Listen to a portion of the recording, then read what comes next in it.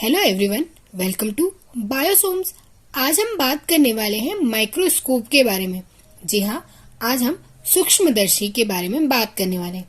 ये बात तो आपको पता है कि सूक्ष्मदर्शी की खोज यानी माइक्रोस्कोप की जो डिस्कवरी है वो एंटन वॉन ल्यूएनहॉक ने की थी। उन्होंने सबसे पहले एक सेल को देखा जिसे उन्होंने एनिमल क्यूल नाम दिया गया।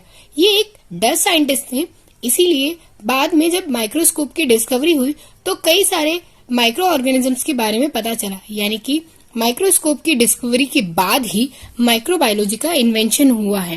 वैसे ऐसा माना जाता है कि जब माइक्रोस्कोप की डिस्कवरी हुई तभी ये बात पता लगी कि कुछ ऐसी भी लिविंग सेल्स होती है जो कि हमें नेकेड आई से नहीं दिखाई देती। उन्हें देखने के लिए हाई मैग्निफिकेशन पावर चाहिए और ये मैग्निफिकेशन पावर यानी देखने की क्षमता माइक्रोस्कोप से मिली।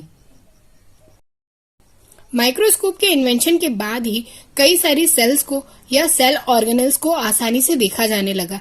यानी कि हमने ये पता किया कि सेल का स्ट्रक्चर कैसा होता है, उसमें कौन कौन से ऑर्गेनल्स होते हैं, इन सारी चीजों के। अब हम बात करते हैं कि माइक्रोस्कोप है क्या। माइक्रोस्कोप एक ऐसा इंस्ट्रूमेंट है जिसके हेल्प से हम किसी भी चीज को यानी किसी भी माइक्रो चीज को या किसी भी छोटे से छोटी चीज जो कि हम नेकेड आई से नहीं देख सकते उसे आसानी से देख सकते हैं। यानी कि हम सेल का पता लगा सकते हैं, उसका स्ट्रक्चर कैसा है, उसका शेप कैसा है, साइज कैसा है, ये सेल कौन सी है। यानी सही मायने में कहा जाए कि माइक्रोस्कोप के इन्वेंशन के बाद ही सेल के स्ट्रक्चर के बारे में पता चला है। तो माइक्रोस्कोप एक ऐसा इंस्ट्रूमेंट है जिसमें मैग्निफिकेशन पावर बहुत ज्यादा होती है, जिसकी वजह से हम माइनर से माइनर चीजों को एनलार्ज करके देख सकते हैं। अब जो माइक्रोस्कोप होते हैं वो दो टाइप के होते हैं, यानी एक होते हैं सिंपल माइक्रोस्कोप और दूसरे होते हैं कंपाउंड माइक्रोस्कोप। पुराने टाइम में यानी एंटन वॉन ल्यूएनहॉक ने जो माइक्रोस्कोप डिस्कवर किया था वो सिंपल माइक्रोस्कोप था, यानी उसमें एक सिंगल लेंस था और लाइट सोर्स था जिसकी वजह से लाइट पास होती थी और स्पेसिमेन पर जाती थी, जिससे अलग अलग मैग्निफिकेशन वाले लेंस के थ्रू हम उस सेल को या उस स्ट्रक्चर को हम देख सकते हैं। जरूरी नहीं है कि सारे माइक्रोस्कोप में हम लाइव सेल को ही देखें, ऑलमोस्ट माइक्रोस्कोप में डेड सेल्स को भी देखा जाता है। बाद में कंपाउंड माइक्रोस्कोप आए। इन कंपाउंड माइक्रोस्कोप में बहुत सारी कंपोनेंट्स थे, जैसे आईपीस था, कंडेंसर था, ऑब्जेक्टिव लेंस था, अपर्चर था, लेंस थे, मिरर थे, आईपीस था, बेस था और फोकस था, कोरस फोकस था, ऑप्टिकल लेंस थे। सारे लेंस लगे हुए थे और इसमें मैग्निफिकेशन के अलग अलग लेंस थे। यानी कि आज जो हम कंपाउंड माइक्रोस्कोप देखते हैं उसमें 4 मैग्निफिकेशन पावर्स होती है, यानी 4x यानी कि 4x यानी 4 गुना बड़ा करके हमें दिखाने वाला। x का मतलब यहाँ मल्टीप्लीकेशन है, यानी कि जो चीज आपने देखी है उसका मैग्निफिकेशन उतनी पावर ज्यादा होगा। फिर 10x के लेंस आए, फिर उसी में 40x और 100x। यानी अभी जो हम कंपाउंड माइक्रोस्कोप देखते हैं उसमें 4 लेंस होते हैं जिसकी magnification power 4x, 10x, 40x और 100x है। 100x के लिए हमें इमल्शन ऑयल का यूज करना होता है, जिसकी वजह से हम अच्छे से उसे मैग्नीफाई कर पाए।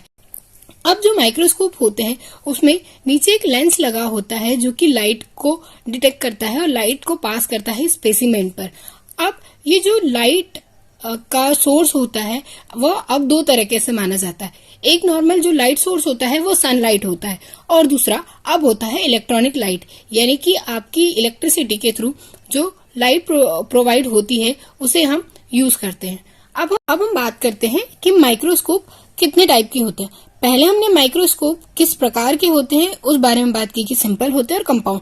अब माइक्रोस्कोप मेनली होते हैं लाइट माइक्रोस्कोप और इलेक्ट्रॉन माइक्रोस्कोप। अब लाइट माइक्रोस्कोप में किसी लाइट सोर्स की रिक्वायरमेंट होती है और इसे लाइट के थ्रू ही हम देख सकते हैं, यानी लाइटिंग जब होगी तो ही उसमें देखा जा सकता है। वहीं जब हम इलेक्ट्रॉन माइक्रोस्कोप की बात करते हैं तो इसमें इलेक्ट्रॉन बीम्स पास किए जाते हैं जिससे हम इलेक्ट्रॉन के थ्रू उस स्पेसिमेन को या जिसे हमें विजुअलाइज करना है उसे हम आसानी से देख सकते हैं। Electron microscope high magnification power वाला होता है एज कम्पेयर लाइट माइक्रोस्कोप में। इसमें हम छोटे से छोटे पार्टिकल को भी लार्ज फॉर्म में देख सकते हैं और लाइट माइक्रोस्कोप में हम इतने ज्यादा एनलार्ज फॉर्म में उसे नहीं देख सकते। अब हम बात करते हैं कि लाइट माइक्रोस्कोप होता क्या है और उसके टाइप कितने हैं। लाइट माइक्रोस्कोप ऐसे माइक्रोस्कोप हैं जिनमें हमें लाइट के थ्रू ऑब्जेक्ट को देखा जाता है, यानी ऑब्जेक्ट को मैग्निफिकेशन करने के लिए लाइट की जरूरत होती है। अब ये कई प्रकार के होते हैं, हम अभी केवल नाम की चर्चा करेंगे। आने वाले कुछ लेक्चर्स में अलग अलग माइक्रोस्कोप्स के बारे में जानकारी लेंगे। तो फेस कंट्रास्ट, फिर होता है confocal, bright field microscope, dark field microscope, fluorescent microscope और फेस कंट्रास्ट माइक्रोस्कोप।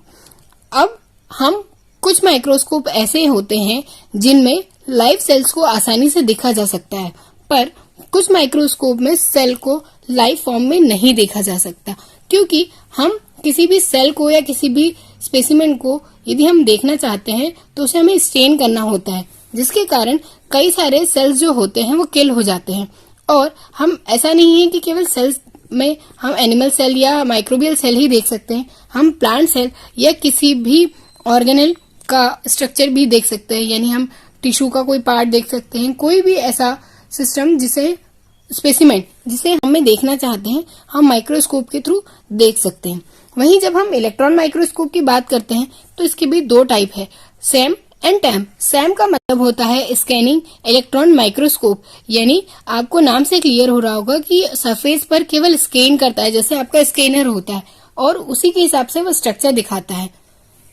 टैम का मतलब होता है ट्रांसमिशन इलेक्ट्रॉन माइक्रोस्कोप, यानी ये अंदर तक, यानी ऑर्गन के या किसी स्पेसिमेन के अंदर तक के ऑर्गेनल्स को, स्ट्रक्चर को आसानी से डिफाइन करता है। और टैम के द्वारा यानी इलेक्ट्रॉन माइक्रोस्कोप के द्वारा चींटी का यानी अंट का एक इमेज निकाला गया है जो कि 3D इमेज होता है, और उससे पता चला कि कितना एनलार्जमेंट देखा जा सकता है।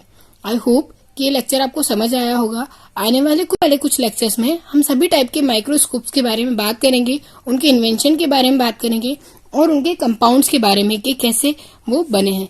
तो थैंक यू फॉर वॉचिंग।